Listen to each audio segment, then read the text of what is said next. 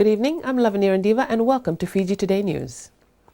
In view of this year's Pacific Islands Forum, scheduled to begin next week in New Zealand, the presence of the 11 Pacific nations at the recent Engaging with the Pacific meeting in Nadi is indicative of the willingness and commitment to engaging and further supporting Fiji's roadmap. The unwavering support stems up from the first meeting in Fiji last year and solidifies the 11 Pacific Island nations' support for the Bainimarama-led government. Despite the fact that Fiji remains suspended from the forum meeting, Fiji's status is likely to be a point of discussion for the region's leaders in Auckland. In supporting Fiji's goal in the lead-up to its 2014 elections, the 11 leaders that attended the Engaging with the Pacific meeting signed a communique. These include the Kingdom of Tonga despite the issues surrounding Rocco Lui's escape and extradition case recently. Leaders have agreed that Fiji had a credible homegrown process for positioning Fiji as a modern nation and to hold parliamentary elections. The first round of negotiations for the conclusion of an agreement for the avoidance of double taxation and the prevention of fiscal evasion with respect to taxes on income between delegations of the governments of India and the Republic of Fiji took place in New Delhi on August 29th and 30th. The negotiations were conducted in a friendly and cordial atmosphere of mutual understanding where both delegations reached an agreement on the first draft. Later this year, both delegations will endeavor to accelerate the resolutions of the few outstanding issues in the second round of negotiations to be held in Fiji.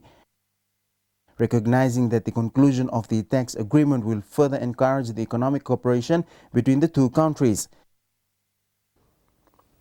The Fiji delegation, led by the Fiji Revenue and Customs Authority Chief Executive Mr. Chitoko Tikulevu, included Mr. Moalanata, Mr. Bhupendra Solanki, and the Ministry of Finance Deputy Secretary Mr. David Kolitangane.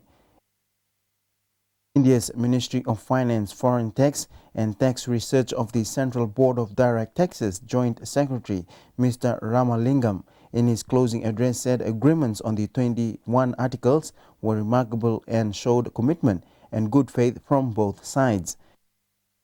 Minister for Finances of both countries will endorse the agreement next month to finalize the agreement after the second round of negotiations to be held in Fiji. Over 122 hectares of potato farms have been cultivated, involving some 630 farmers from Ra to Singatoka. Permanent Secretary for the Ministry of Agriculture, Colonel Mason Smith, confirmed to Fiji Today News that farmers were assisted with 200 tons of seeds and production from those farms earning approximately 700 tons. Colonel Mason Smith said 700 tons of potatoes were sold will fetch farmers $100 million. He said that it will go a long way and will reduce potato imports this year and early next year. Yes, we've started the harvest 2 weeks ago. We have two major buyers that have come on board to purchase potatoes directly from the farm gate. At the moment, we are focusing on sending those local potatoes to the municipal markets and also to the supermarkets.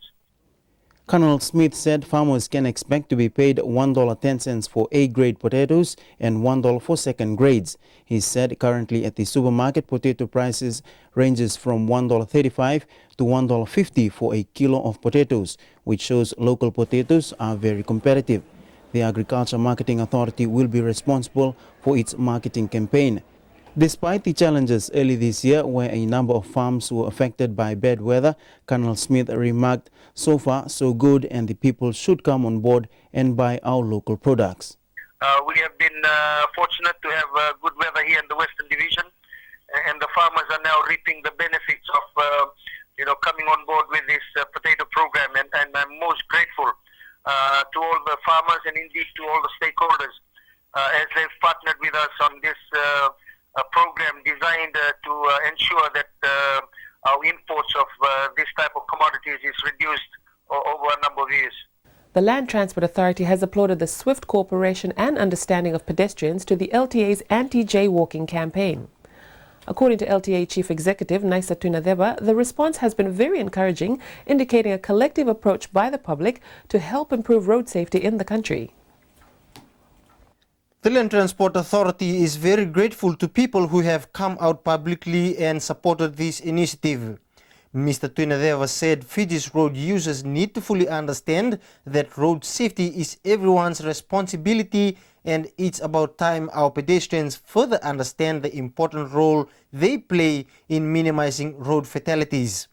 For LTA, the challenge on them is to change people's attitudes and mindset.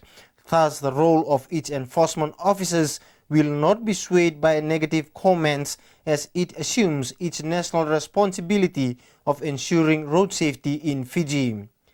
LTA had also confirmed receiving negative comments about their anti-jaywalking campaign without fully understanding the objective that the authority is trying to achieve.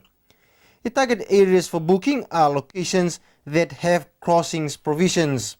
If you are within 20 meters of a crossing facility, then you have to walk up to the pedestrian crossing or the traffic light and use that to cross because the law requires you to do so. Failure to adhere to this has a fixed penalty of $10, and as of to date, a total of 231 pedestrians have been booked by police and LTA. Where locations do not have safety crossings provisions, LTA says that the onus is on pedestrians to exercise proper judgment and cross only when it is safe to do so. Stay with us, more after the break.